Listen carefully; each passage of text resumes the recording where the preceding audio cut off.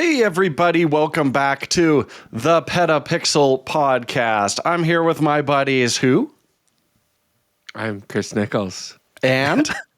I'm Jaron Schneider. That's right. And this is going to be a fun week because we're realizing, you know what, guys, we take a lot for granted these days. We're just like, oh, man, I want everything to be so much better and make me vastly happier. But sometimes we got to take a little look back at how far we've come. So we're going to do a little mind experiment today, looking back at flagship DSLRs released this decade and how they compare to just regular mid-level offerings that are available and substantially more affordable today.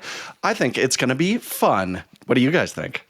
It's going to be a butchery. It's going to be a blood fest and a I just think people forget how recently we were using these DSLRs. We're in charge of perspective this week. Yeah, and also like how far we've come with just mirrorless tech. It's actually crazy with this perspective. So we're totally going to murder and poop on one of your favorite kinds of cameras, the DSLR. So be prepared for that. It's going to be great. Yeah. The audience will love it. We've got so much news this week that Jaron said, I don't know if we're going to get to all of this news this week. So you can look forward to lots and lots of news. As always, we're going to be doing some tech support, some never read the comments. All your favorite sections are back this week. But guys, before we get started, I want our audience to get to know us a little better. So I want us to look back, use that same sense of perspective this week on how much things can change. And I want to know, what were you listening to 20 years ago versus what are you listening to today when you're throwing on your tunes? So 20 years ago was 2005, right? That is correct. Yes, it's easy because we're on a 5-year.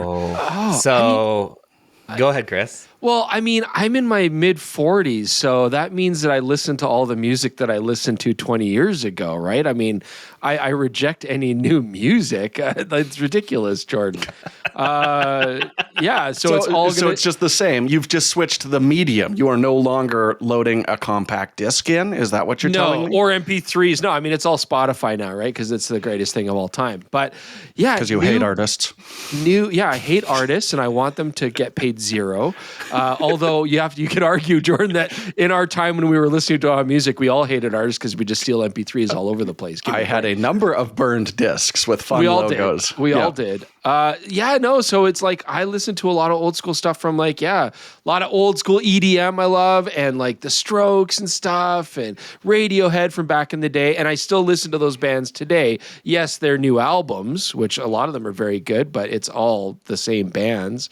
Like Future Islands a little bit. It's kind of new. I really wish you had told me about this because I have the ability to actually go and look. We're going to break out our Spotify playlist now, right? No, because Spotify didn't exist. We got to bust out our LimeWire downloads history. I used to Scrabble Last FM. So do you guys know what Last FM is? I know Last FM. I've never heard of Scrabble.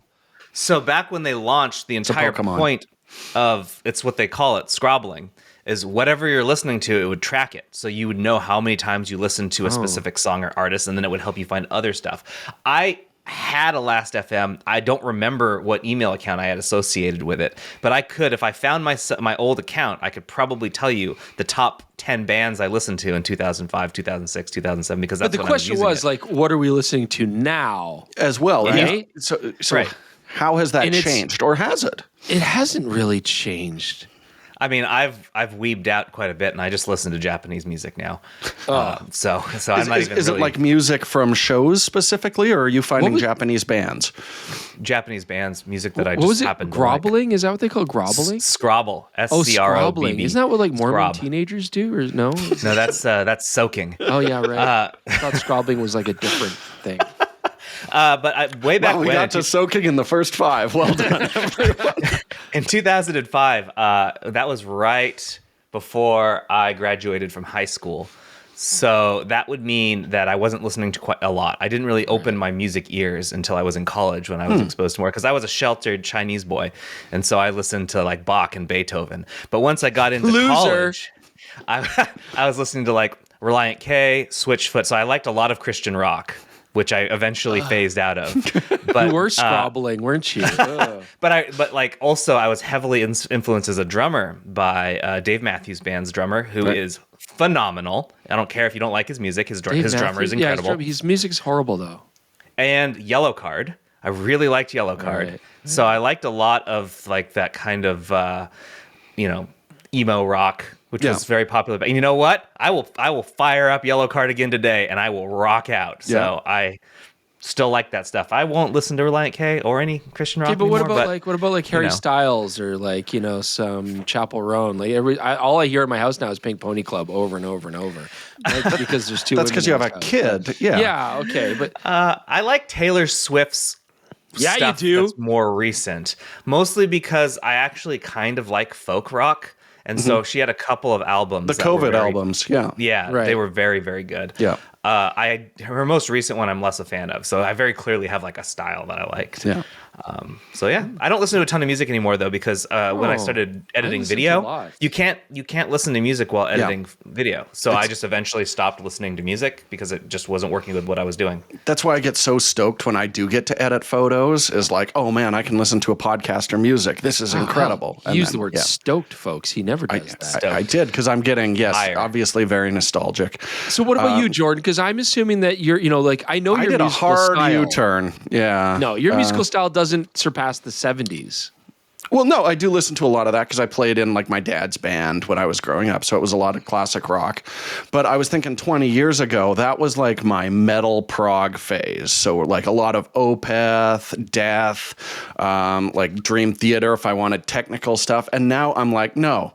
You don't listen to any of that. It's all gone. Exactly. It's so bizarre that I basically like left that whole thing aside. I think it's just like if you fall in love, you stop listening to metal music. That's a theory I have, which people might be able to like, contradict in the comments. But that was my experience. It is pretty funny. Or it's just like, well, I want to go to shows that my partner will want to go to with me. That could also be a factor on that. But then, like I said, hard U-turn because I pulled up my playlist and it's mostly Broadway cast recordings these days is mostly what I go through. So the 2022 Into the Wood with Philippa Sue or like the 2006 Sondheim Company and then West Side Story is just always thumping in the background. So it's weird. I don't know. This is my midlife crisis. All your question has proven is that we're old dudes and we're not getting any younger. So there you go. Great. We established that. Yeah. Everything new is horrible except mirrorless cameras. Death to the DSLR. That was a very good question. Like some of your questions are off the wall. That one was like they are learning something about us that's legitimately useful. So thank you, Jordan, for that. I will take that compliment and hope to hold on to this joy through my multiple ad reads this episode. Here we go. Yes.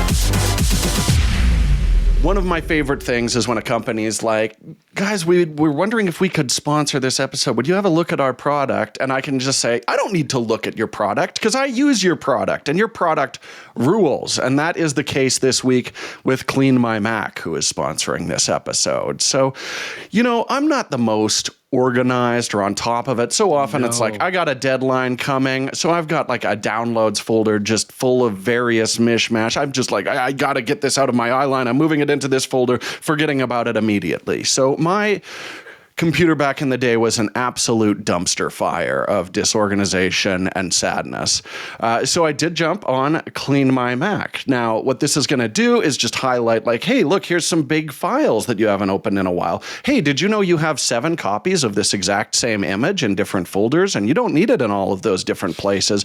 Brings a lot of stuff to your attention that you just might not have thought about in our busy lives. But on top of that, you're getting malware. It's going to scan, make sure that there's no security risks on your computer, all kinds of stuff like that. And what I really like is this could very well just be like a white-looking Windows 95 box that just goes like beep, boop, boop, here's the problems. But no, it's got like this really nice, well-organized interface that just shows you, hey, you could take a look at this. This might be a possible concern. It's super well designed, and it's actually like a pleasure to use and keeps my Mac running all kinds of spiffy. And I can say, like, I've been using this for a while, so I don't notice like that, do the Clean My Mac and suddenly a huge performance increase. But that did happen on my Intel Mac back in the day when I first picked up this software. Is like, look, you haven't been using any kind of software like this.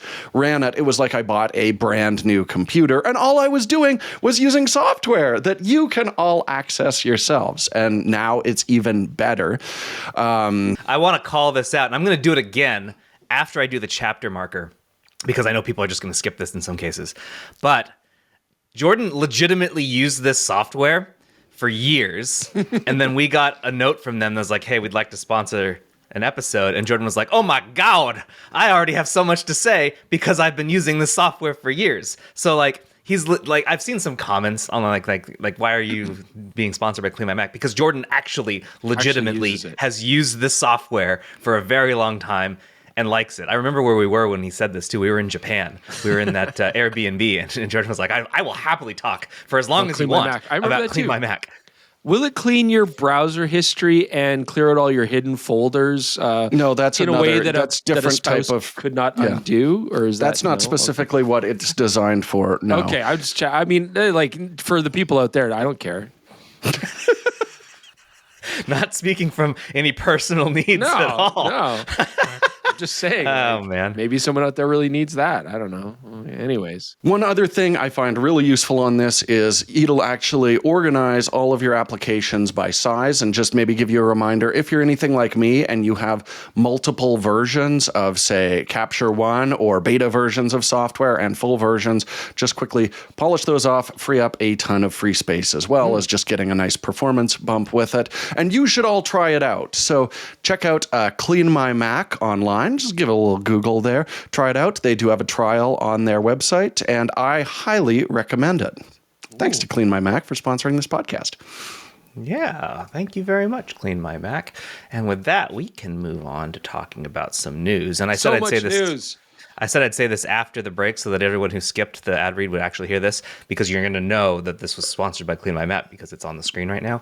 Jordan legitimately likes this software. I just want to make that clear. He actually likes it. This is something that he's been using for years and was excited when they said they wanted to sponsor us. I put dollars down before they ever sponsored us, and I was happy to do so.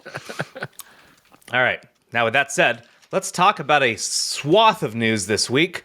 Let's start with the Pulitzer Prizes were announced yesterday. That would be Monday. So as you're listening to this, that would be 2 days ago. And the two photography Pulitzer Prizes, there's only two. One is for breaking news photography, and the other one is for feature photography. Those went to Doug Mills for his series of photos of the bullet whizzing past Donald Trump's head in Pennsylvania. And Moises Saman won the award for feature photography for a detailed story in The New Yorker that is described as, quote, haunting black and white images of the Sednaya prison in Syria that capture the traumatic legacy of Assad's torture chambers. So that's horrible, but an important thing for a journalist to cover. And I would describe that series as haunting. Yes. So good job on the description there, Pulitzer. As soon as the first Trump assassination photos popped up, like you're like, okay, that's photo of the year right there. I mean, it's incredibly immediately iconic. So that was not a surprise at all. But yes, it's amazing, important work being done, and it's always cool to see that. I'm gonna stick to looking at cat photos. They make me feel good. They don't, if you'd like to take a look at these series, in the link in the description below, I have links to our story on the announcement, and then in each of those, I do link to the series as best I can as well. For Doug Mills's work, you can sort of see it in some embedded tweets, but for the Syrian prison one, you can go take a look at the New Yorker's story, which is great. And that crisp click of a can that I heard there, Jordan, what are we drinking? Oh, man. So Bubbly has brought out a new flavor in Canada. This is lemon sorbet. So it's like the lemon, but it's got like a little bit of creaminess to it, and it is delightful. This might be one of my favorite bubbly beverage introductions in years. This is not the second ad read. This is not sponsored, but I think it's a holding it like it, refreshing Stop holding it beverage. like it's sponsored. I don't like that. Hang on, let me get it close to the light. No, I don't. I'm not gonna zoom in on you on this one. You're gonna be a small box for sure. Wow. All right, next story. Tamron plans to launch 6, quote, new lenses this year and then 10 more in 2026. You know, Jaron, this might actually be the saddest of the stories that we have listed today. And I know you're looking at me funny, No, but it's I'm not. like, But you're okay. You're right. It gets worse, but yeah, like when they say new lenses, which is exactly what we want from Tamron, that might not be exactly what you think, right? I mean, they did release a 50-300, a 28-300, and of course the fantastic 90mm macro. But when they talk about new lenses, they're also talking about releasing older lenses for other camera mounts. now, I do think this is interesting because we've seen some full-frame optics from Tamron coming to Nikon Z mount, which is pretty cool. And we've also seen them rolling out APS-C stuff on Z and RF mount. But does this possibly imply we might see some full-frame formulas, which is the majority of what they make, coming to RF mount this year? Is this a teaser? Is this a sneaky sneak? Because if so, they've got a lot of lens formulas that they'd have to catch up on getting over there. I don't think so. It's great to make lenses available for other lens mounts. I mean, I'm not complaining about that. That's fantastic. But I really do want to see new, novel lens designs from Tamron. They're saying up to 6 this year. They're saying up to 10 next year. But how many of those are going to be brand new designs and how many are just going to be remounts? That's the question. Now, the one other interesting thing there is what if the wheels are already moving for them bringing out glass to L mount, which is something that they could certainly do. As we've said in the past, they don't acknowledge that Sigma exists and vice versa. And so Sigma weird. is one of the members of that. So weird.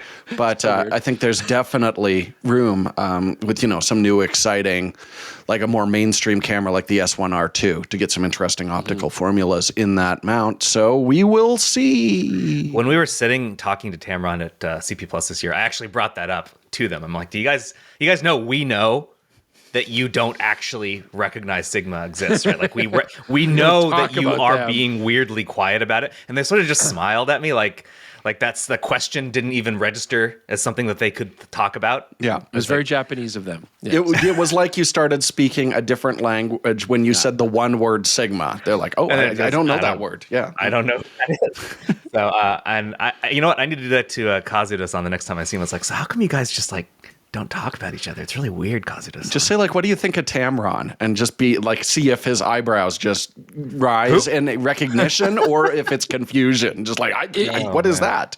I feel like it made them do that classic Japanese thing where, they respond with like, oh, we appreciate your interest in our business. And they're smiling.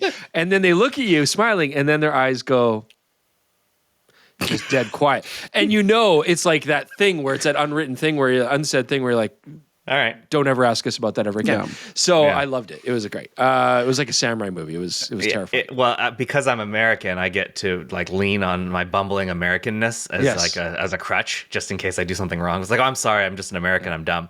I think thank you so much for your question. We appreciate your question. Yeah. All right, so this next one is going to be kind of a mixed bag here. So I'm gonna introduce it, but I got to go get something. So I'm gonna introduce it, and I'm gonna walk off screen for a minute. And I'll be right back. But the like DJI Phantom series, from the very first series of drones that we got out of DJI, are officially being put out to pasture. DJI announced that it will end support for the Phantom 4 Pro and Phantom 4 Advanced models on June 1st, 2025. Yes. That is a salute. Yes. And on that, you guys talk about your experiences with the Phantoms to let everyone know. I will be right back. Hold on. Do we just have a moment of silence for the Phantom and just stare silently while Jaren's gone? I mean, kudos to Jeremy Gray for opening up this article with the DJI Phantom will soon live up to its name and become a ghost. That was hilarious. Give him a raise. I mean, our history, like the Phantom 4, we played with a little bit. We played with a lot of the earlier Phantoms. And I mean, yeah, they hold a special place in our heart because when you look at them now, they're ridiculous and ungainly and silly. And man, did we crash so many of these or have them drop into the river or fly them in between power lines unknowingly without issue. Like it was the wild, wild west of the drone world. And people were just going nuts with these things. And I mean, the 4, I don't know, Jordan, the 4... I think it didn't have very many failures. It was pretty reliable. But by that point, they sorted things out. But I do think this is the most iconic drone design. Like if someone was like, Jordan, here's a napkin, draw a drone, I would probably draw a Phantom. Yeah. What you got there, Jaron? So when we were at NAB, DJI, we had a meeting with DJI. So I chat with them for a little while. And they handed all 3 of us Humble brag. I feel like I'm the only one who finished it. You're the only one with free time, apparently. I don't have kids. So this is a brick model of a Phantom. It has the cool thing about it is it does work. Ooh. The blades do move. Yeah, and it's half see-through, so you can like. Is it a Vision camera or a GoPro at the bottom there? This is the model here is the Phantom 4 Pro. So it's like theirs. Right. Gotcha. Yeah, but you can. It's like little camera. It hangs. Yeah. I think this was fun to build. It's definitely like not Lego. It's something else. But have you thrown it out the window to see if it flies like the real thing? It definitely does not. It's kind of fragile, actually. Like I'm looking at it now, so these pieces don't like to stay together. But I thought this was neat.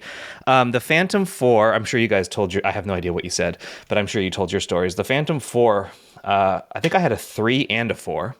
I upgraded, and this was my first series of drones. Really good memories. I flew one into a tree in South Carolina once, and at a wedding. So I was like following them, and it just hit the tree and hit every branch on the way down. Yep. And battery flew out of it, went over, picked it up, put the battery back in, and put it back in the air. Totally fine. Didn't care. So I have nothing but fond memories with my Phantom. Can I pitch a photo series for you, Jaron? Is you should take your block drone and put it in things like in trees, up against the side of a building with one propeller removed from it. Just all of the different places that Phantoms have crashed historically, I think would be amazing. One propeller sticking out of the river. I'm fairly certain there's one in an Icelandic glacier that my friend flew and lost sight of it, and he's just like, well, that's gone. There's probably a couple in the Yellowstone Hot Springs too. So this is also like the little that came with like a little that's cute standee that you can put next to it. So it's like a little model. Yeah. Remember when the first Phantoms would just fly south? We were selling them at the camera store, and it was horrible. Take them off and they would just or the Wi-Fi fly. would cut out. They would just land wherever it was, like in that case, a river. Isn't that crazy how far technology has gotten with these things now? I mean, they are very reliable now, the drones. Until you go into a non-DJI drone and you remember, they learned a lot over the course of a decade. Well, death to the Phantom series and good riddance. Okay, I don't know what caused that. I guess I'll see that in editing. The animosity just really sprung out at the tail end there. Moving on. So this is somewhat interesting. Sony is considering, supposedly, they have denied this publicly because of course they would. But Bloomberg has got some sources, and I usually trust Bloomberg. Sony may choose to spin off its image sensor business. There we go. I can say the words image sensor business into a separate company and divest itself from it. And if you're thinking, why would they do that? They make so many sensors the world over. They're like the number one sensor, provider for basically everyone. Mm-hmm. Well, they are apparently thinking that they have plateaued on how much like they're able to do, and that the market won't support it going forward. It might not be the best investment, so that they will, by divesting, they will basically sell high. Right.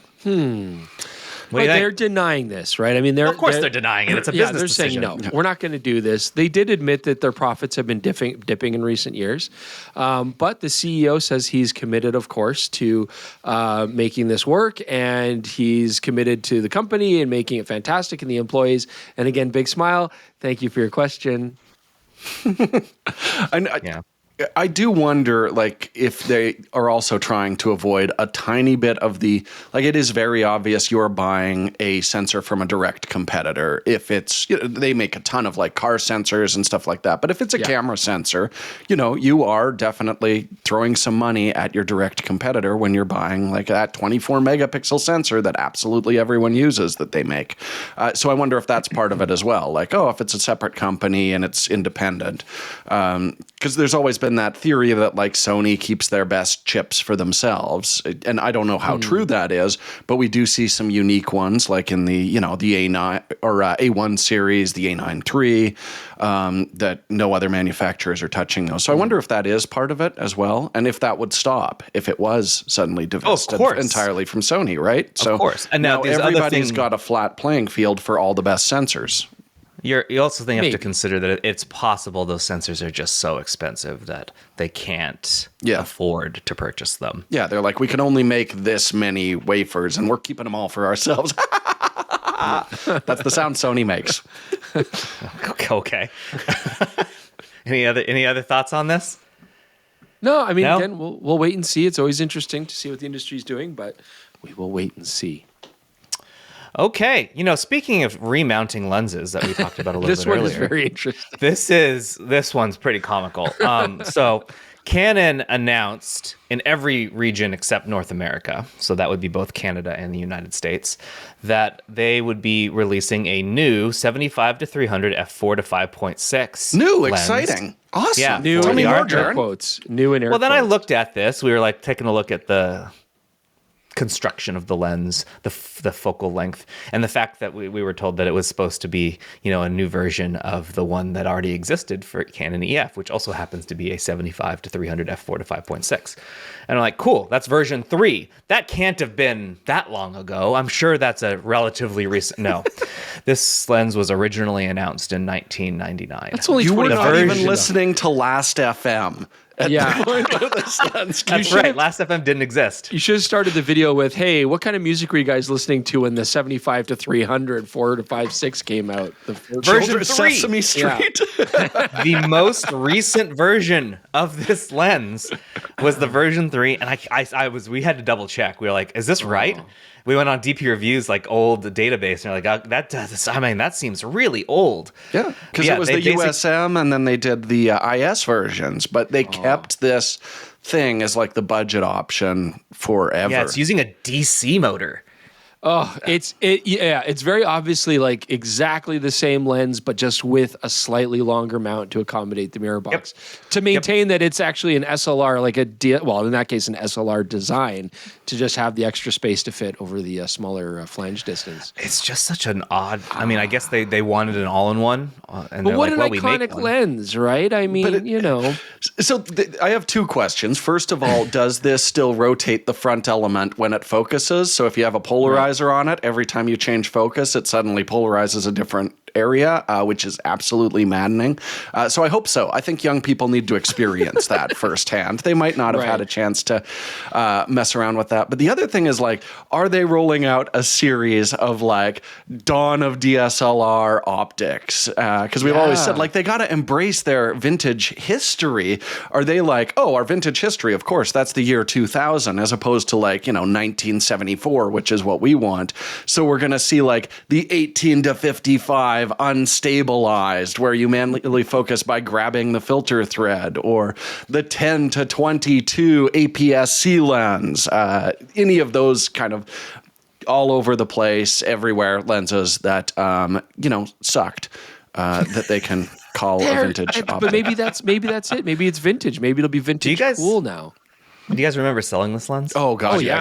Hundreds of them. Although never really on their own, right? I mean, they always came in 2-lens kits with SLRs, right? Like the amount that I actually sold separately, I could probably count on one hand. But in a kit, hundreds and hundreds and hundreds. Yeah. Fairly certain it's going to be bundled in a kit again. I hope it goes so. bzz, bzz, bzz, Oh, when you It's the same automatically- motor. It's the got same to, motor. but it better be. The company line will be yes, but we get to use modern coatings and more advanced computer designs for the calibration of the lenses and better equipment and blah blah blah, and it will be better. But I don't know. We'll see. So I have an incredibly important question. They said this is not coming to North America, but we kind of want to review this. So it's not coming to North America in a time frame they could provide us. Right. I'm sure it will come eventually, and when it does, we will get you one. Oh man, I want to compare that to like a modern, like the Tamron 50-300 or something like that. I think that would be a blast. That actually segues us well into the next section, which is becoming a weekly thing here, where we do this tariff discussion. Tariff talk. Boodaloo. Kettle drum. Again, I'm really hoping that we don't have to do this so often that I do have to go make sound effects for the production of it. But whatever. Jordan, if you want to go on audio and find me some great effects to use, sure, I'll use the Hans AI Assist tool. That's incredibly useful. And this is not a also sponsor not of the this second segment. ad. Can we steal the Law and Order just like dun dun sound every time? I think that might be the most copyrighted sound effect in the history of. I want to SVU. I just want to associate sexual violence with tariffs. Anyways, well, at any rate, let's get that into aside, the story. The reason we have been assuming, we don't know, Canon has not said publicly, and they would prefer that we not speculate, but you kind of have to look at the only region that's not getting it and ask yourself why. And it's probably due to the next three stories on here. This is bad news. This is bad news. So Leica is raising its prices in Canada because of the United States tariffs. Thanks, guys. And here's the thing. I spoke with your boy, Peter June, from the camera store. Past and future guest. He was very upset about this. He says, I contacted our rep and asked why Canadians would be subjected to U.S. tariffs when there are options to legally avoid charging tariffs when exporting to other countries. They said they wanted price parity between Canada and the U.S., which makes no sense. Sure. If an American purchased a Leica product anywhere in the world and brought it back to the U.S., they would still be subject to the tariff. If they purchased it in Canada, they would effectively end up paying the tariff twice. Yeah. And we know what? We talked about this at NAB quite a bit with a lot of the manufacturers. And of course, there was lots of just guesswork and I don't know, and we're not sure what we're going to do. And I was saying, I bet you they are going to, not just Leica, I bet you all the companies are just going to do parity between Canada and the States because they don't want any gray marketeering going on.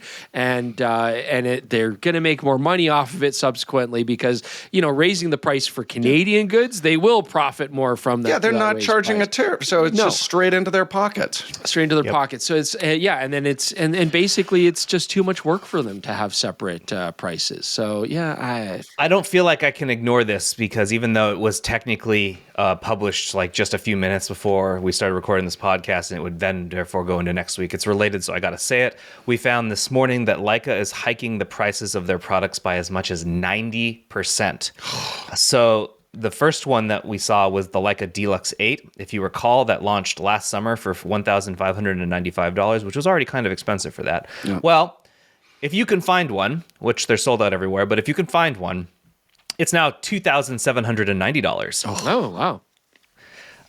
Also, there was the Leica Lux grip for the iPhone.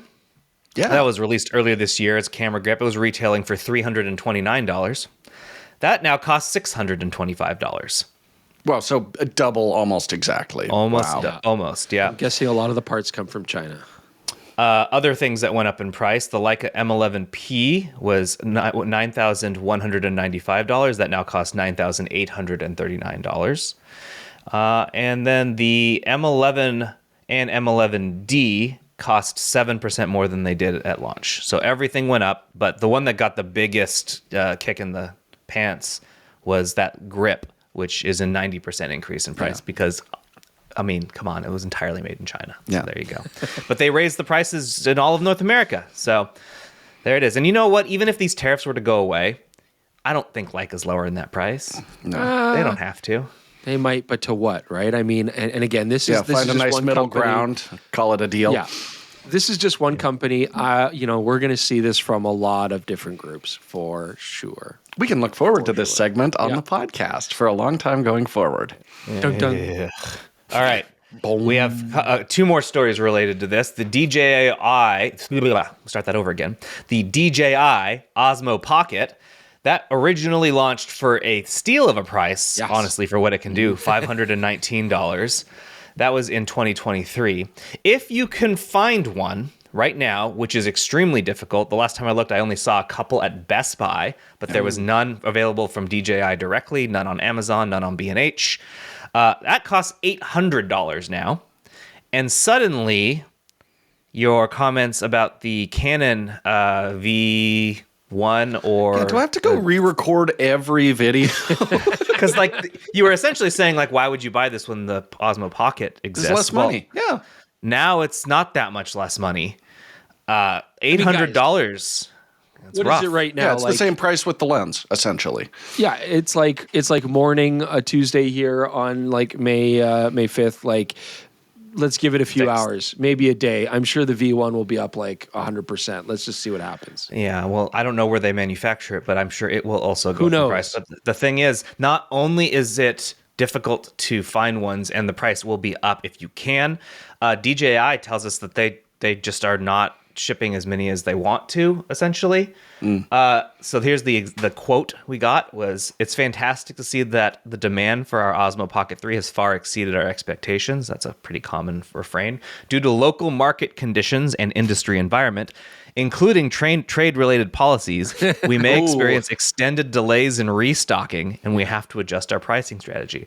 I was looking, and I don't know, I should probably double-check the facts here before I say it's 100% true, but it looks like there just aren't that many ships arriving from overseas delivering products into the United States right now. When I think Fujifilm said they're cutting their shipments roughly in half and stuff like that, right? A lot of companies are going to hold on to their stock and see what happens. They're not in a rush to bring it here and have it sit on shelves where it won't sell because the price had to go up. Yeah. On that note, last thing in this tariff section, we talked to the owner of a leather camera accessory manufacturer in the United States called Clever Supply. I have a couple of their straps and one of their bags. And they broke down that essentially, even if you are a fully U.S. manufacturing company, you're doing everything right. You have worked to make sure you grow at a reasonable pace. You have all of your supply chains together. You made the smart decisions on how to do that. It doesn't matter. You are still adversely harmed by this because even though they can get their leather from local leather makers, they can't get all the little parts, all the little pieces of metal, all the connectors, all those things, connectors, all that kind of stuff. Yeah, that you would need to actually put it on your camera are not manufactured in North America. So they are having a tough time getting the parts they need. So there's a story I'll link to in the description below if you want to see how someone, an American company doing their best to do American made, is still really badly hurt by this. Yeah. And it's tough because, obviously there are all American manufacturers of a lot of these goods, but then they have always historically been quite expensive to start with, right? They're very, very pricey. So, it was an interesting read to see behind all the stuff. Even if your product's made here or in the States, you still have the supply chain being global, and that's going to have impacts all throughout everybody's industry. I mean, we're only talking about our one camera industry, but everybody's industry is hit by this. Yeah, it's moved from the theoretical, which is what we were doing on to our show, and now people are actually weighing the practical consequences of it. So I think we're going to hear a lot of stories like this in the next little bit. Yeah. Oh, absolutely. And I've been told that we should expect the real shoe to drop around June. Yeah. Once existing stock is fully depleted. All right, I'll go make the Chiron with the new theme song, Jaron. Well, companies are bringing product in from these places, and the tariff costs are higher than the actual inventory cost. You know what I mean? It's crazy. It's it's insane.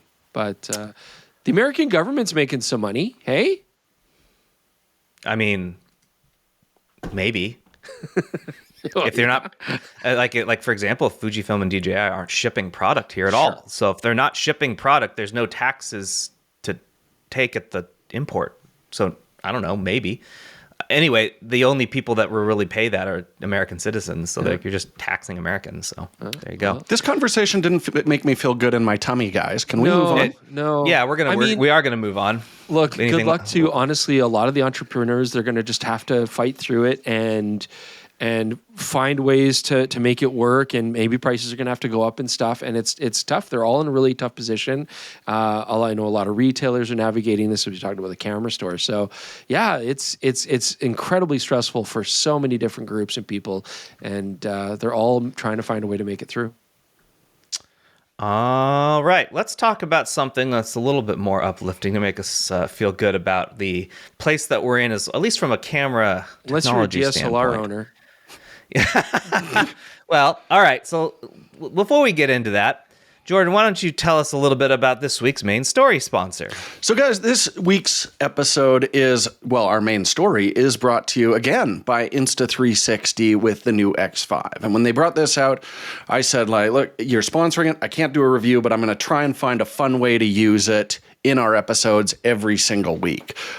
So this week we were filming a review of a giant 300 to 600 millimeter Sigma lens, and I'm trying to find some different angles on that because I can't get too close to Chris. He's swinging it around looking for birds. It's a hazard area when he is using a lens of this size. So I grabbed a little super clamp and popped an Insta360, recorded some 8K, and afterwards I can pull over, I can get the angle of Chris's face, I can see what camera he's using, the A7R5, and then pan over to what he is shooting as well. So I'm getting like 3 angles effectively with one quick and easy setup. And Chris, would you say this was obtrusive for you? Was it intrusive? I mean, I feel like you have a very strange fixation on seeing up my nose. I feel like a lot of your shots are up nose shots, and I don't know if I feel violated or not. But and now I can access them easier than ever. Oh, the actual camera itself was, look, it didn't add much weight to the already incredibly heavy Sigma lens. I didn't really notice it. But yes, it is really interesting how you can make something very immersive, get some very interesting angles. And my arms were screaming regardless, so I didn't notice. And the great thing about having 8K on this, and I'm cropping this way more than any human actually should, but when I was editing the footage, I spotted a little Jordan way off in the distance, like peeking out from behind a tree to see if you'd finished your recording yet. And thanks to the impressive resolution of the X8, I was able to, again, zoom in way more than anyone ever should, but you can see I'm right there. And the thing about that 8K, it is very useful, but on the previous X4, you'd have to be in like really good light and not too contrasty to really take full advantage of that, where we've moved over to larger sensors now on the X5. So if you're in a higher contrast situation, a little lower light, shooting 8K, you're still going to get a really nice resolution bump compared to the 5K and 4K modes that we've seen on that. We can get HDR now in 4K up to 60 frames per second. So if you want some super bright highlights while you're doing slow-mo, which is a very cool look that I used a lot at the beach last week, you can definitely achieve that with this camera. User replaceable lenses. So if you do actually damage the glass without using a protector before, that would mean basically that scratch is going to be there for a while or it's going in for service. Now you can purchase a lens replacement kit, swap that out yourself. And the battery life on these things is great. They've moved it up to 3 hours of record time on it, which this is something I'm going to use all the time in like rain, water, that kind of thing. And I'm very paranoid about changing batteries when I'm doing that because I'm breaking the water seal. So it's really nice just to know, hey, we've got excellent life on this, and it's pretty quick charging too, using the old USB-C on that. So it's a big upgrade over the X4. It is now available, but one of the best tricks about Insta360s is it can digitally erase the pole that you're holding the camera on. That's right, poles of differing lengths. What would you say is a nice long pole, Chris? Oh man, I just wish like a meter is so long, and what I if just I told you? Hang on, that I could have something even longer than a meter, Jordan. Does such a thing exist? Imagine I could get you something 17% larger than 1 meter. 1.17 meters, 117 centimeters. There is a selfie pole like that exists, and That's you can amazing. get it free if you use the link in the description below and use coupon code PetaPixel. You can get yourself the cutting edge X5 360 camera and get footage like Chris holding that giant lens yourself and have a free big selfie stick. What a smoking deal, right, guys? Who doesn't need 17 more millimeters? Hey, that's amazing. So thank you so much to Insta360 for sponsoring the main story. Let's get to it. Yeah, the main story being, I think that photographers don't realize how spoiled they are. I don't think they do. You ungrateful fools. I think that they are so used to seeing these incredible features from Sony first, then Canon and Nikon and Fujifilm and Panasonic and Olympus, now OM System, that they just think that these are just how it's always been. But I think it's important to go back just 5 years and look at the What were you listening to 5 years ago, Jaron? Probably nothing, because I was editing videos. Just 5 years ago, and look at the flagship DSLRs from Canon and Nikon, look at what they were capable of doing, and compare that to not the flagships of today, nay, I like this town crier version of Jaron. He's great. Nay, the cameras that are mid-range, just the ones that most people are going to get. So let's look specifically at Canon and Nikon here, because Sony's DSLRs were pretty garbage and they don't count. But Canon and Nikon stopped making DSLRs not 5 years ago.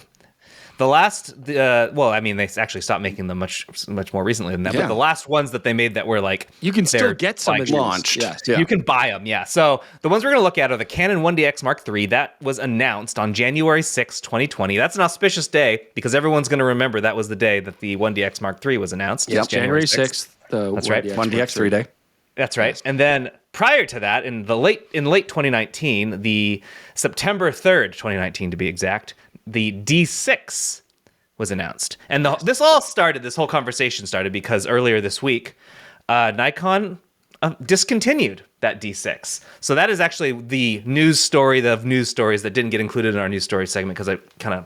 Yeah, it rolls into this. You wanted to save it. Yeah. You wanted to save it for this. Yeah, but the D6 flagship DSLR is on the official list of discontinued products according to Nikon Japan. So that got us thinking, wait a minute, that wasn't that long ago.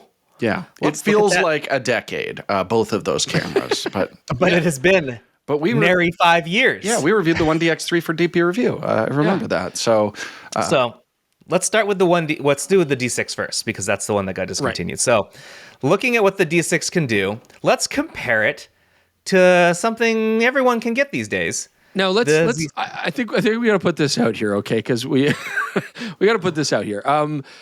I think it's important to understand the Nikon D6 and the 1DX Mark III. I mean, these are the pinnacles of DSLR technology, right? And you can argue they came out at a time where maybe is a little bit late, right? They were made for a very small demographic of photographers that still wanted to shoot DSLRs, had a lot of the glass, liked that workflow, and they are. We don't want you guys to get the idea. They are fantastic camera equipment. They are fantastic cameras to use. Rugged as all hell, excellent autofocus for what they were, and great image quality, no doubt. But now we will kill them. But let's do this. Let's start with the D6. This is a camera you can buy today, and I believe this is the price that it launched at. Let me verify for sure. I know it was the most expensive Nikon flagship. Well, I can't tell, but what it's available for now is $6,496. So looking at that, you got a 20.8 megapixel FX format CMOS sensor, an X-Speed 6 image processor, 14 frame per second shooting. Ooh. What else? Let's see here. That larger body. You got a built-in Wi-Fi and Bluetooth, 4K UHD recording Ethernet. Up to 30 frames per second, Jordan. What? 30p, 4K. Sick. That's faster than I even need as a 24 boy. Shockingly, there's no EVF. Just has a regular optical viewfinder. How do you compose? So, and of course, it's got the other flagship stuff, like the 1000 base T gigabit wired LAN support, the tilt screen, right? GPS. I do not believe it had a tilt screen, right? No, it doesn't. No, that is a fix to the back. But it is a 3.2-inch, 2.36 million dot. That's a good screen. Nice screen. Anyway, those are the features. How about that Z6 III? Good camera. The Z6 III. So that is a $2,100 camera. And it has a 24.5 megapixel partially stacked CMOS sensor, X-Speed 7, 4K up to 120. It has a 5.7K dot EVF that's blackout free, the same 3.2-inch touchscreen LCD, 20 FPS RAW, 60 FPS JPEG, 6K 60p NRAW. I think this camera is better. Yes, I think the listeners are starting to catch on to the gist that you're trying to the bit. here. Yeah, absolutely.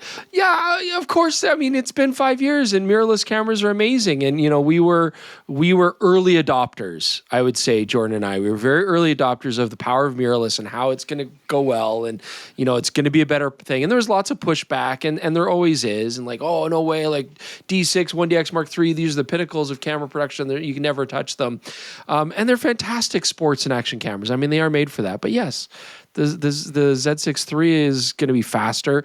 Let's talk. Why don't we focus on not just specs, but what are we actually gaining here, right? From a usability standpoint. Yeah. I mean, the specs already are quite telling. 100%. There's no arguing that, right? 1/3 the price will absolutely destroy. But are they a more useful tool? I mean, that's really what matters. Tell me, Chris, are they? Well, sure, of course they are. Yeah, I mean, 100% they are. Yeah, of course. I mean, I would take, I would take an EVF over an SLR Prism any day. Just having the exposure control, being able to preview color, having advanced tools for metering and stuff like that on the screens, all beneficial. The camera's autofocus. I mean, that's probably the biggest thing, right? Yes, you can absolutely focus those classic SLRs, and they do have state-of-the-art autofocusing, but it can't compete with the tracking capabilities of modern autofocusing systems, the simplicity, the ease of use, having huge benefits, especially for sports and action, like pre-release buffers. I mean, that's a big one, right? Be able to get the decisive moment without actually having to exactly get the timing is cool.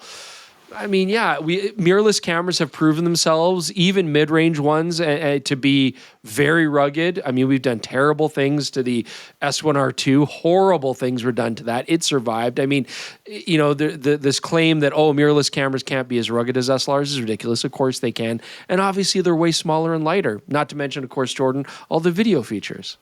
Before you jump into video, Jordan, because obviously the video performance is better, I do want to ask you both, do you recall a jump in tech that is in a 5-year period that is this stark back in the DSLR era? Yeah, I mean, the closest I could come up with was the D800 jump, where that was like our first modern sensor, and it still holds up really well. But at the time, it was breaking all of our brains. Just like, what? We underexpose and bring the shadows up, and everything's still totally fine. I think that would be kind of the closest. And of course, the early days of DSLRs, like the first 5D and stuff like that, were quantum jumps forward.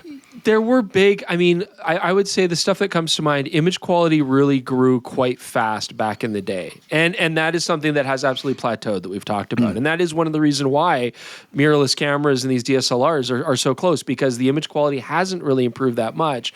So DSLRs are still a fantastic tool for getting high-end image quality, especially the later, era DSLRs. Image stabilization was a big change. I remember when that came out, that was a pretty big coup. That was a really interesting technology that proved itself to be very useful to a lot of photographers.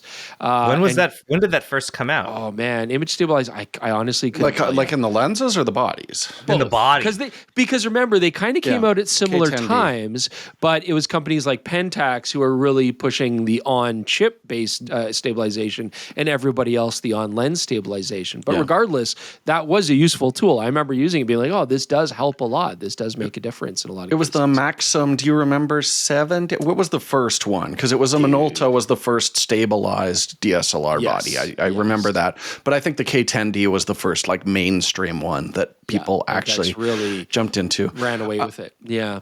Go ahead and talk about video. Yeah, well, video, obviously, all of those DSLRs towards the end, they were adding video functionality because the 5D2 changed everything. Yeah. So they're like, oh, we got to do video. But it's not a body that makes any sense for video, not having the EVF, all this massive amount of space taken up for a mirror box that's absolutely useless on it. You can't adapt a lot of cinema glass to it because they're all a shorter flange back. There were just all kinds of reasons why a DSLR was a bad tool for that.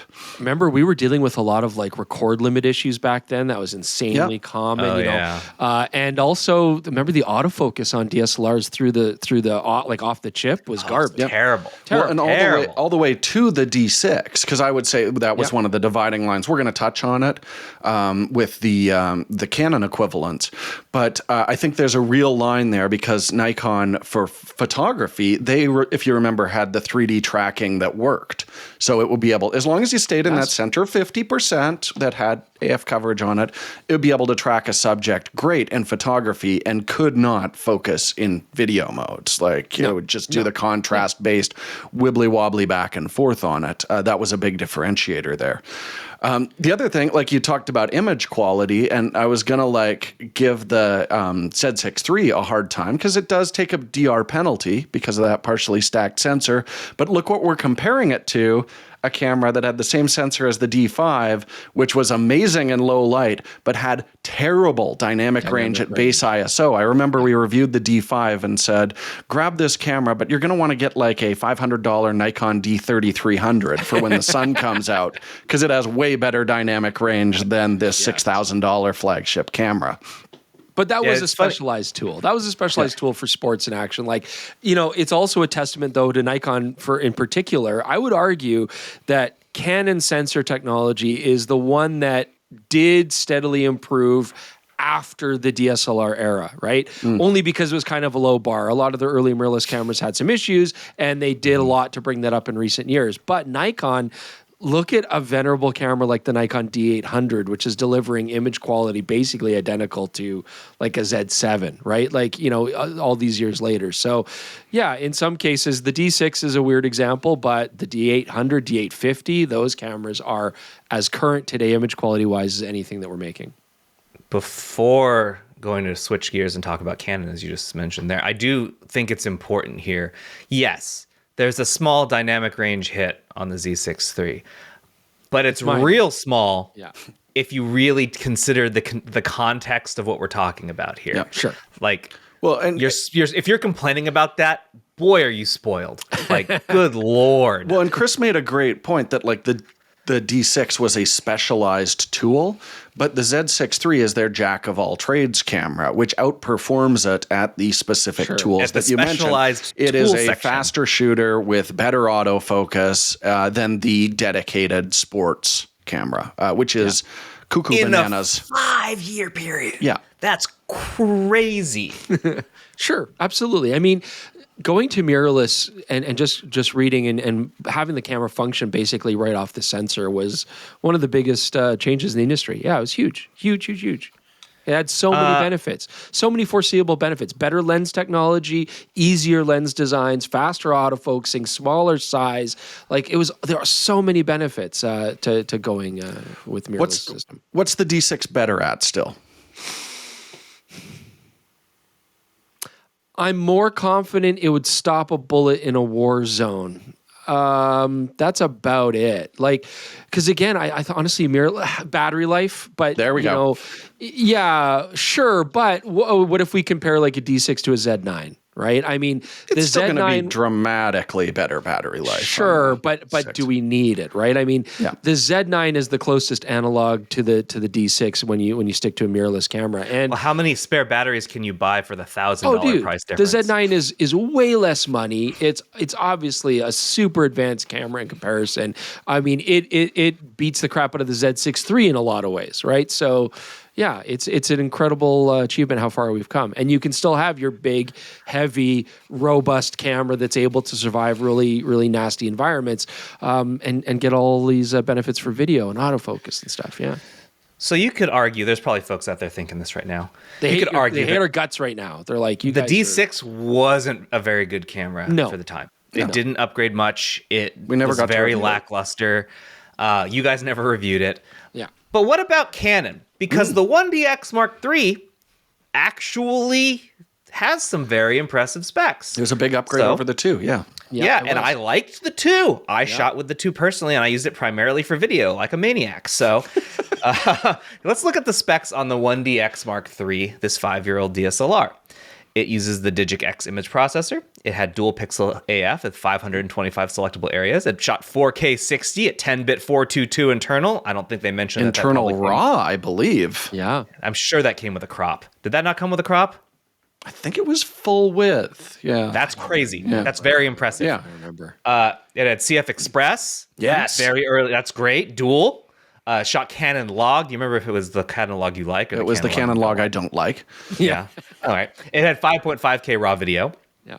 As mentioned. It shot up to 20 frames per second, which is very impressive. Yeah. ISO range of 100 to 102,400. Not that you'd want to use it anywhere close to that max.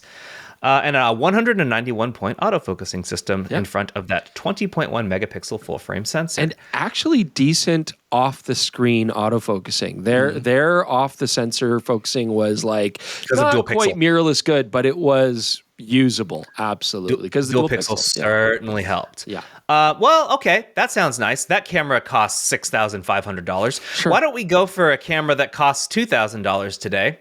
And that's the R6 Mark II.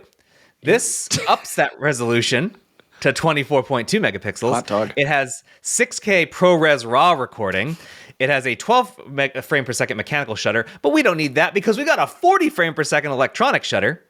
Dual UHS 2 memory card slots, SD. All right, we don't need CF Express for this. That's fine. It will also shoot 4K 60 10-bit internal and C-Log 3. Dual pixel CMOS AF2. And so much more, including a sensor that is actually stabilized. So you can see it here. Canon even made big jumps. Sure. Even though the 1DX was very impressive. I like the R6 Mark II. Yeah. I wouldn't beat the crap out of it in a rugged environment, though. Not to the same degree. But I do like the camera. I think the interesting thing here is Canon was on its way to becoming good at mirrorless, but they hadn't yet launched some of the cameras like the R5 that would really step them forward. So I remember when we did the 1DX review, if any of you ever used Canon's ITR tracking, which was their version of 3D tracking through the optical viewfinder, it would S the bed every chance it got. It was bad. Yeah. So I remember when we did that review, we did a running test and we said like, well, it actually is a much better tracker if you just shoot off the LCD, effectively turning it into a giant mirrorless camera without an electronic viewfinder, one of Chris's favorite types of cameras, if you wanted to get the best performance out of it. So it was just such a confusing thing. I mean, I mentioned the D6 had the screen that wouldn't articulate. This had a fully flippy screen. Like they were so close, but it was just, it had. Oh, are you sure about that? I don't think it does have a flippy screen. I'm looking at it right now. It had a flippy screen. Okay. No, this looks welded to the back. Right. So, but even so. Yeah. And the video functionality, all of that just screams mirrorless camera when one wasn't ready to be released yet at this point. And then, you look at the R6 and then now the R6 II. Exact same thing. If you're treating this as like a specialized sports and action camera, what advantage does the 1DX have? Yeah. I'm looking now just out of curiosity. So, look, how heavy it is. We're not claiming that everybody's spoiled and that we're taking anything for granted. I mean, or we all are collectively. I mean, but what has improved? Like, what can we take for granted nowadays? I feel like burst rates is something in the SLR world that you paid for. If you wanted a fast mechanical shutter, because that's what you kind of had back then, right? That cost a lot of money. And it was a complicated piece of equipment, especially with a mirror box and a mirror flapping all over the place and stuff. So getting high burst rates is something that we absolutely take for granted now. Like even entry-level mirrorless cameras can now push, in a lot of cases, 8 to 10 frames per second mechanical shutter mode, right? So no issue with DR, no issue with electronic shutter problems, rolling shutter. And 8 to 10 frames per second is something you paid a pretty penny for just before the D6 and 1DX kind of 3 series. So did the 1DX shoot the 20 with the physical, like the mechanical it shutter? It did. I believe it had to lock exposure, but focus still worked. There was something like that. Yeah. That's still very impressive. That's But the you were paying a fastest lot for that, mechanical right? we ever saw. Yeah, we don't need that. They just go digital and it's much better. I mean, 10 is plenty for most. I mean, I would say I almost never use electronic shutter burst rates unless I'm doing something specific like pre-release or something like that. But so I think we're spoiled for burst rates. You can have really fast burst rates even in affordable cameras. Image quality, of course, is fantastic no matter what camera you buy nowadays. Where else are we spoiled now as far as like what we take for Well, you for mentioned granted? it before was weight, so I wanted Weight. to look at this because Yeah. I remember the 1DX being a beefy, hefty boy. And I remember correctly, this is over a knocked. It's 1,250 grams body only. The R6 Mark II by comparison is 588 grams. It's like less than half the weight for better performance. Yeah, yeah. But yeah, I mean, it also allows cameras like the Fujifilm GFX series to have much larger sensors and lenses and still be smaller than what we would use in a D6 or a 1DX for sure. Absolutely. Well, But and some the big people thing, like heavy. yeah, the big thing here, we mentioned like people want to still grab these to use their older lenses, but I think that's the biggest advantage of mirrorless that we didn't really predict at the time is how much better both those Canon RF and the Nikon Z series lenses now are with mirrorless, and that's something pros are absolutely going to be interested in. Yeah. Where if they were just kind of like optical parity, which is kind of what we were expecting, we knew wide angles would be better, but I wasn't expecting everything to be so much dramatically better with these new lens mounts. Yeah, like we talked last week, like we're the optical formulas that these companies can do now because of mirrorless are so impressive. It's just like the things that we've stacked together in such a short period of time to essentially make photography more accessible, cheaper, and easier. Yeah. Across the board is something we really should think about and appreciate more often. Yeah. Like Anybody this is who crazy. Anybody who argues that like DSLRs are still a superior tool for general photography they're crazy. But at the same time though, on the exact flip side of the coin, SLRs still have a lot of use and provide an interesting shooting experience. I mean, Leica M series rangefinders don't focus at all, right? And people still spend way more money than that to have that experience. So I guess the next question I would say then is, what DSLRs are still very viable and very useful and very enjoyable to use? There's no arguing that they can compete with mirrorless cameras from a specification or application argument. You can't. You just can't. Got it. But there are going to be some DSLRs which are still very useful for photography that doesn't demand certain things. So, for example, if you're a landscape shooter and you like the image quality and ruggedness, that's where cameras like the K1 series still have merit, D800s, D850s, right? Canon 5D Mark IIs and stuff like that. What other kind of SLRs do you think are enjoyable to use and fun to use and provide like unique shooting SLR or DSLR? Because if you go SLR, that's not fair. Let's stick to DSLR, right? But I mean the SLRs. But let's stick to DSLRs. Yeah, I mean, no film stuff, Jaron. Keep your dirty film to yourself. Yeah. Like, I can't think of any DSLR that I would rather use. I really do think the Nikon D500 is one of the last where like if you want like an enthusiast APS-C, a little extra reach, that is still a camera where, I mean, honestly, Fujifilm's coming close with the XH series it does. To a similar kind of feel on that. But that's the one, because otherwise Chris mentioned the only other one. If someone's like, hey, I'm into landscape photography and want to save some money, I'd say any Nikon D800 series. Well, really, 810 and 850 are still going to be very competitive with a modern mirrorless. Yeah. What about that Pentax monochrome? That's like, you could argue that's the experience. That's fun. That's a fun experience. Yeah, absolutely. Yeah, absolutely. Canon SL3, baby. Love that thing. Love the SL3. Dude, we're talking ugly cameras a while ago. No.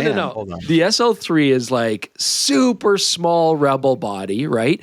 But it actually could focus off the screen quite well. And then you could also get the optical SLR viewfinder experience if you wanted it. Bad optical. Take it anywhere. It was fine. It had a nice 24 megapixel sensor. The viewfinder is nothing to write home about, but you can shoot off the screen in a very usable way. Canon Rebel SL3, super fun. I would totally rock that again. The small cameras you love are all defined by having bad viewfinders, despite you being the viewfinder cheerleader. As long as it has a viewfinder, that's all I just. If I okay. I think I recommended it was the SL2, not the SL3. Yeah, the SL2 was great. I mean, these were cameras that I remember reviewing and actually like having a smile on my face. Like, there's no reason to buy a DSLR. Fit in this grip. There's like no room. There's nothing there. It was great. It was great. You know, the only reason to buy a DSLR nowadays is if it's going to put a smile on your face. That joypad looks terrible. Yeah, it was not garbage. a good camera. It was so fun. It was fun to use. I enjoyed it. I'm trying to think of other SLRs that kind of brought me joy. What else has a terrible viewfinder? I liked a lot of the. You want my old XTI? I'm sure you'd have a great time with that. It doesn't have the charm, and it can't focus off the back screen well. Another one that comes to mind were like the Pentaxes. I'm probably going to get the names wrong, but like the old, like the KS2s and stuff like that. Like affordable SLRs that were bomb-proof, right? Like those were great. You could do terrible things to those. You could get into some really nasty water sports with those things, and they would still take it and love it and ask for more. They were cool little cameras. And ask for more. Yeah, Daddy. I remember the K70, K50 series was always my answer. If someone's like, I need a cheap thing that I can take out in the absolute worst imaginable conditions. Those you put a K50 underwater when we reviewed that video, and it just keeps on going. Yeah, just dunk it in the river. And KS2 we dunked in the river as well. Like, you know, and it's why that we still specifically love to review Pentax products, you know, today, because they are DSLRs. I think people should still be playing it. We're advocates. We're allies. We're DSLR allies.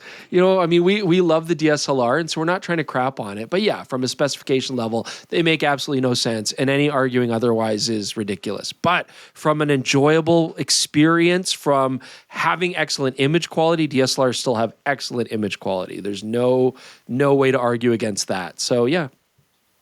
Okay. Interesting tools. Well, interested to hear your thoughts on this, folks. If you want to tell us how you think. No one will about have any thoughts on this. Yeah. Did anyone disagree with us? I would be shocked. I mean, if you disagree with us and you're serious, let's fight. We'd love it. I guess I'll read that next week. I'd love to fight. We're running out of time. Yeah, but what have you guys been up to? I got through birthday week. That was a joke last week. I did a full birthday week. This morning, my parents made me a yummy breakfast, and that was the end of birthday week because it was exactly a week since we recorded that podcast. Yeah. It's over now, back to normal. Speaking of taking things for granted and being entitled, hey? I had a pool party, which was great and rolls with the theme of our podcast. Pools have been a big part of it this entire time. Like date night with my wife, went out for fondue and champagne. Did you say what you got for your birthday? Did you say what your wife bought you? It's right over here. So I need people's opinions on this. So this is an Apple Watch Series 10. I have resisted this for a decade because when the first Apple Watch came out, I saw a guy this is the first week they were available. I saw a guy waiting for an elevator, and he reached his arm way up above so everyone could see it, and then turned it and went, and then put his hand back down so everyone knew he had an Apple Watch. And I said, a douchebag. I will never get one of these. This is for the worst people in the world. And I realized that was silly. Proven. That was an isolated case. Oh, yeah. You got a pool party, a pizza party, a fun times party, breakfast party. I saw my friend's band play in a community hall party. Yep. Hang out with Chris at the cabin party. It's been a wonderful week. Way too much. The big two ways I like to exercise are playing drums and swimming, which my phone did not detect before, and now it does. So it actually thinks that I am making an effort. Hey, great. Is that why people get these things like Fitbits and watches, just to have some sort of digital encouragement for your hard work? Like the affirmation, I think, is part of it. The affirmation? Oh, man. Anyway. I'll tell you, Jordan, that welcome to the club. I've been wearing an Apple Watch for probably more than 10 years now. Have you held it up above your head before getting on an elevator? Because if that was you. Anybody need to know the time? Oh, I happen to have it right here. Stop it, Jordan. To as a celebration of your birthday, I don't know if I've told you, but I'm getting you a strap for that watch. So birthday week continues. Oh, you sons of bees! I will have it for you the next time we meet up. But you are getting the that sport loop that you like. The sick. One, so. Yeah, Thank so you. You'll be able to try it. I have this strap too, but I mainly rock this one just because it's so comfortable. But it's the same one you've got. Cool. It's just in a different, more fun color than black. What an adorable accessory that you guys have. That's so adorable. Chris, what have you been up to? Well, I didn't get a birthday week. I never get a birthday week. I just want to be left alone on my birthday, but that's a separate story. So look, what did I do? I love post-apocalyptic nightmares. That's why I'm really enjoying the current situation with tariffs in our world. And I want to be more depressed, so I actually I like graphic novels or adaptations of graphic novels. And so on Netflix, I watched the Eternaut series, which is a really cool series out of Argentina, and it was very good. I really enjoyed it. I recommend it. 6 episodes. You get through it pretty quick. I don't know what it is about post-apocalyptic stuff that I love, but I really love it. I know a lot of you out there love it too, so it was enjoyable. Yeah, I mean, people are watching The Last of Us, so I'm sure they're there with watching that too. Certainly watching that. Getting my hourly bummer in. Yeah. Quickly, I did some major repairs to the plumbing in my backyard, so I had to repipe a big chunk of it, and I did that. And then I also went and I got a bike, a real bike, a bike that I have to go outside with, not one that sits over here in my house that I ride in the corner. So I've been going out for bike rides just to, a street bike or a mountain bike, or tell me it's a BMX bike. It is not. I want you doing bike. backflips. I got a bike that's basically a hybrid between I need to go somewhere, pick something up at the store, and I could actually exercise on this bike. Cool. Am I crazy for wanting an old school scooter?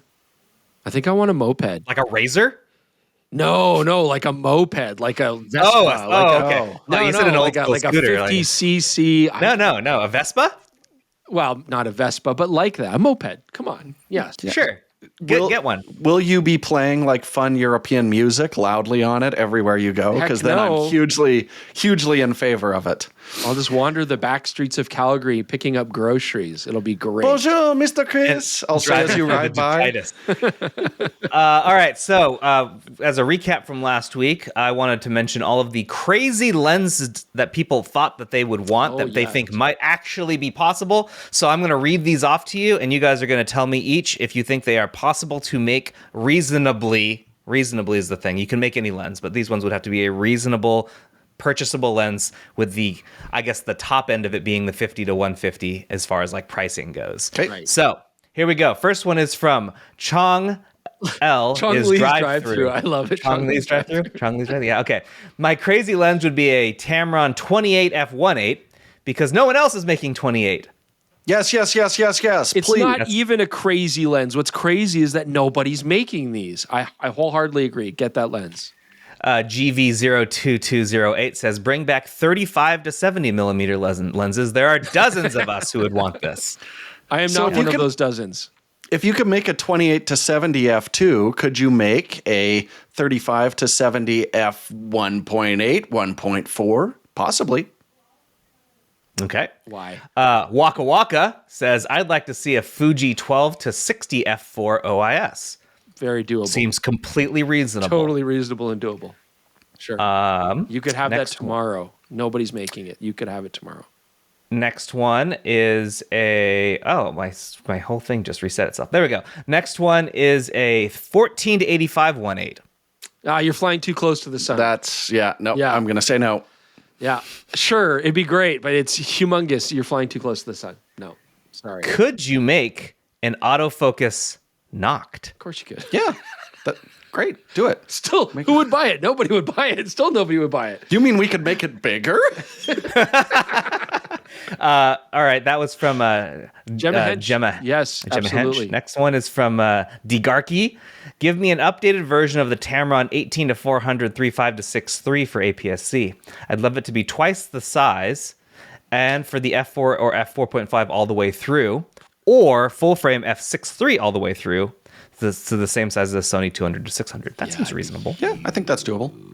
Reasonable. Yes. You think so? Okay, what about something like, you guys know how big 28 to 300 full frame super zooms are. They're manageable.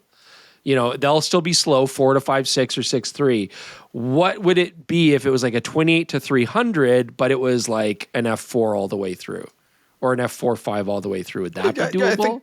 I think we're into like telephoto country, but I do think that is doable. It would be big. It would be so big. Man, wouldn't that be nice if that aperture's not changing? Yes. Yeah, it would be nice. I always appreciate that. All right, next one is from Panos Mathio. 25 to 40 f2, but also really small. Yes. Yeah, I think that's doable? actually doable. I don't know about really small, but yes, I think that Smallish. is. The 20 to 40 2.8 is super small. Yep. Sure, but now we're going f2. Yeah. Jerome Chu has 5 here that we're going to run through. He says Sigma 16 to 28 f1.8. Sure. Yeah. APS-C. No, you can do full frame. How about a 45 to 90 f2? Yeah, I think so. That's only for Jordan. 75 to 150 use f2. Well, of course we could do that. Yeah. Yes, because we've already got a 50 to 150, so a 70 that'll be even easier. I actually might. Someone smaller. might do that. How about a Nikon? This is the next two. He's specifically saying he wants to see on Nikon 150 to 300 f2.8 with a built-in 1.4x tele. Yes. Canon has a 1 to 3 2.8. And his last one is a 400 to 800 5.6 with a built-in tele. Yeah. See, Jerome is sticking to like reason. Yeah. Big Last ups for one Jerome. here. This is the one I put in because it is hilariously not possible. 30 to 300 f2.8 from Canonless. That's what they want. No, Oh, I guess I just asked for that, didn't I? But as an f4. I think we said we were going to give like noogies or wedgies to anyone who said like ultra wide to super telephoto fast lenses. Yeah. That seems not possible. All right. Thank you everyone for providing those. I mean, some of these were completely reasonable, so I appreciate you guys sticking to reality. All right, we're going to go through some Never Read the Comments. This is the section where we make sure to read every comment. And there's multiple here regarding our conversation about dentists. EX Kuragane says, dentist here, and I can't afford a Leica. There you go. Audio Memo says, as an attorney with several cameras and lenses I don't need, I agree that dentists get too much flack. Good job for throwing yourself under the bus. I appreciate that. Julian Ray says, it isn't just dentists. There are lots of other professions that have this kind of stereotyping. And like all stereotypes, there is some truth behind the mass generalization. Leica's dentists, Harleys are lawyers, Saabs are architects, BMWs are bankers, film cameras are gas station images, etc. 100% they are. Great episode. So I appreciate you. Appreciate the nice comments, Julian. I did ask my dentist because I said I was going to do that, and she's not into photography, had no interest in having a further conversation on it, but said several of her peers do have expensive cameras, she believes. And she did also confirm we're paid well and we deserve it, but we are paid well. So she reinforced that stereotype for sure. So I want you all you listeners, talk to your dentists. Let's get the truth out here. So Jeremy from the website was at the dentist this week, but completely forgot to ask because he was getting his teeth. He was traumatized. Done. Revoke that promotion that I mentioned earlier. No more raise for Jeremy for his clever headline easier. He needs 8 cavities filled, so he's going back very soon. Okay. So he'll ask then. These next ones are based on your review of the Sigma lens, the new Bigma. Yeah. Heiner says, I'm super impressed by Chris's bird knowledge. Thank you. He should create his own YouTube channel teaching us all about them. Yeah. I could do. I just, I feel like in the world we live in today, the lines between like ridiculousness and truth are very blurry, and I would only be contributing to that blurriness. So someone's going to believe me. The Southbridge Forest Homeowners Association said, so nice to see you. I just want to pause on that. That's the username. Southbridge Forest Someone HOA. forgot to log out of their work account. So nice to see a bird expert who's also good at photography. Very nice. Thank you. And this one is probably Steven says the poopy fondlers are majestic this time of year. I love poopy fondlers, red-breasted poopy fondlers. It's a real spring bird. Oh yeah, they're so amazing when they come out. They're breeding right now. It's glorious. Also related on a separate subject, actually related to what we talked about before, but not related to the poopy fondlers. Maik Musal emailed and said, that.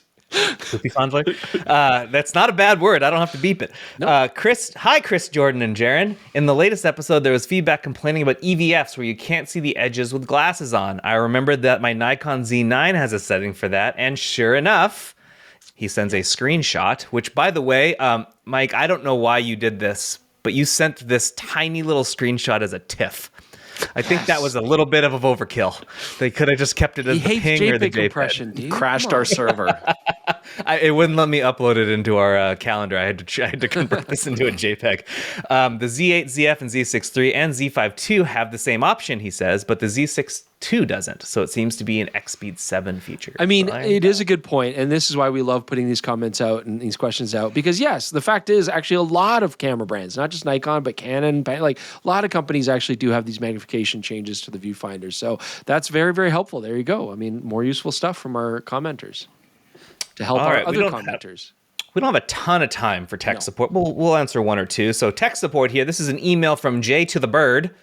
That is what he wants to be called. He not only sent it, but also signed it as Jay to the Bird. Hello, friends. Longtime follower, TCS TV days. Wow. First time contacting. I have a conundrum.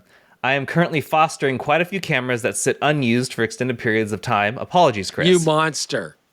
Some of these cameras are getting quite long in the tooth, and OE replacements, original parts, I'm guessing is what he means there, are there we go, are no longer available. I'm not a fan of third-party replacements due to the previous bad experiences I've had. My question is, how do I best maintain these older batteries? The documentation from OE manufacturers almost universally suggests draining the batteries completely for storage and giving a full charge and then discharge again at least once a year. Modern information gathered from the interwebs contradicts this vehemently and claims that you should store batteries at around 40%. These are lithium-ion batteries, FYI. So what do I do? Was battery tech that different 10 to 15 years ago? Yes. That I should allow for OE instructions, or was it simply planned obsolescence in the hopes of you purchasing new batteries? I'm not sure how to proceed with these geriatric batteries. Your experience with this problem would be greatly appreciated. Thank you, Jay to the Bird. Three other things. P.S. Chris, tight lines. Is that a fishing thing? It's a fishing thing. Okay. You know, because the fish P.P.S. Jordan. Tight, that means you're doing great. You got fish on. You're happy. Jordan, do you wanna read his for you? No, because it's terrifying. You read it, and I'll cover my ears. And then P.S.S. Jaron, do more videos. I'm doing my best. So, Jordan hates Corvids, but he does love poopy fondlers. Just keep that in mind. Batteries. Yeah, so, okay. I mean, the whole discharging a battery thing, all I've heard is you should not do that. So maybe technology is different. With lithium batteries, I have always understood that they need to have some sort of charge in them. They ship them with charge. They ship them with charge. They say 40 to 60% is ideal. You know, I've heard that actually having them at 100% is not ideal. Correct. You know, you want to have them around like 60, 65% kind of thing. But who's going to do that? It's stupid. I don't do it. And it keeps me up at night having lithium batteries sitting not getting charged because he's brought this up a lot. Yeah. It's like it really bothers me, you know, because I especially devices that have internal batteries, it drives me crazy. I'm like, look at these old Rodes. I don't know how long they've been sitting here. I'm sure they're dead. And the fact of the matter is once they die, they're screwed. I mean, you know, like there's all these things like, oh, maybe you can heat them up super hot and then no, don't do that. Don't do anything like that. You'll explode your batteries, freeze them. I mean, that's old school batteries. That doesn't work anymore. That's nickel metal hydride. Put them in the freezer. Like, yeah, man, I don't know. Get third party. I just replaced my Canon EOS Rebel DSLR, by the way, batteries with Amazon lousy third party viewfinder. Because it's the lousy viewfinder, really bad viewfinder. It's the only way to get, you know, to get new batteries to keep them going. But you have to be diligent about keeping your batteries topped up, and if you leave them completely discharged, I find that they just go kaput and will fail to hold a charge after that. Jordan, I don't know if you did the same thing that I did, but back in the early GH days, I would get replacement batteries from Wasabi Power. Oh, yeah. And they still make batteries for basically everything. So, I had good experience with Wasabi Power. I haven't used them in years, though, so I don't know if they're still good. But that'd be my suggestion. I mean, I've stopped looking at the Wasabi website since they didn't have batteries for a Kodak V705, which was a huge disappointment to me. They have a bunch of Kodak batteries, though. Not that one, unless maybe they updated because they said they were funny. Like, someone's searching for a battery for a 20-year-old Kodak. Yeah. No, sorry. None of those here. But yeah, no, you can get, I would say, like, don't fully not fully distrust the third party. Yep. There are some good ones. Yeah, Wasabi Power's got a pretty good reputation. I used them in my GH4 and GH III and GH5 for years. It does bring up an interesting point, though, that I bet everybody, I mean, we might be extreme cases, but I bet you every household has old lithium batteries just hidden away or sitting around that are toast, but still incredibly dangerous, right? I mean, that's the problem, is people kind of forget about these batteries, but they're all potential explosives, and they really catch on fire in quite an exciting way when they get exposed to oxygen. So yeah, like you got people like throwing them in the garbage and then they get compacted and explode and stuff. Like you got to be really responsible with these things, and it's just a nightmare. I can't sleep. This is why. All right. So last thing, the feel-good story of the week. We stumbled across it was actually thanks to a reader, they sent it to us, a creator on YouTube named Aaron Saragal, who makes just some nice looking films. And one of them, the most recent, published on May 2nd, is a film about Portugal. And it was filmed on an X100VI, and there's also pictures taken on that camera, as well as photos taken with a Bessa R2A. Oh. And this person is basically me. That made me feel really happy looking at someone using my two favorite cameras right now. You're not out alone. there. I love And you know what's even better about this? We like, hey, we want to write an article about this. Send us some of your pictures so we can do a story on you. So just in time for this feel-good story of the week. He said he apologizes he can't. He's currently in Japan, traveling there, and I just like gripped my desk and be like, this person is living what I want to be doing right now with the two cameras that I want to have doing that. And that's just like, this guy is living my dream. So that made me feel good. You're like, can you respond when you get back? And they just said like, well, I've got actually a few Gundam kits that I have to build as soon as I get back. So I need to do that first. Followed by an immediate trip back to Japan. So this might be left field, but I feel like you should meet up with this person and then I don't know, murder them and eat their liver and steal their power. That's steal their power and their cameras. Yeah. This is a real Jet Li the One situation we're dealing with here. That's my first instinct. Maybe there's a better alternative. I don't know. Anyway, I will link to this video in the description below. It is definitely worth watching. It's got vibes, real good vibes. So, do we refer to them as Jaren too? No, his name's Aaron, which is very close to Jaren, by the way. And Saragal and Schneider, it's interesting. Aaron, be my best friend or let me become you. And with that, dude, don't do it. That's going to be it. He's going to kill you and eat your liver. Thanks for joining us this week. And we'll see y'all next week. Have a good one. Thanks to our sponsors, Insta360 and Clean My Mac. Have a good one, everyone. See you next time.